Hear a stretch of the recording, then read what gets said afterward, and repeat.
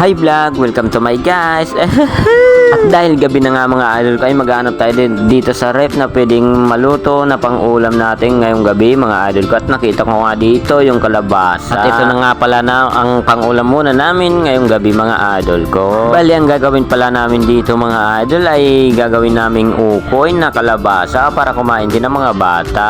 At ayan na nga mga idol ko, tinatalupan ko na to. Matigas pala to mga idol ko. Ngayon lang kasi ako nakatalop nitong kalabasa. Akala ko malambot lang talupa. Santo pa naman mapurol yung aking kutsilyo. Kala mo naman yung mga galawan talagang professional at magaling magluto. Hanggang sa talop lang naman ako dito. Ito pala ang technique namin para makakain ng gulay ang mga bata. Ginagawa naming ukoy kasi kapag nagawang ukoy hindi nila alam na gulay ang kinakain nila. Although mababawasan ng sustansya pero ayos na din to mga idol ko. At least makakakain ng mga bata ng gulay. Na nga mga idol ko, pinagtatanggal ko na nga pala dyan yung buto sa gitna at yung parang makapal sa pinag-alisan ng buto mga idol ko. At kailangan talaga matanggal yun. Nakatalop ko nga dito mga idol ko at ihuhugasan ko muna kasi madumi din ang aking kamay. At ayan na nga mga idol ko, nahugasan ko na at natalupan ko na. Panahon na to para kayo din mga idol ko. Yan pala ang gamit namin kayuran dyan. Pinili ko pala tong medyo pino mga idol ko na kayudan para talagang maganda ang pagkakagawa. Kasi kapag malalaki baka hindi kainin ng mga bata. At ayan na nga mga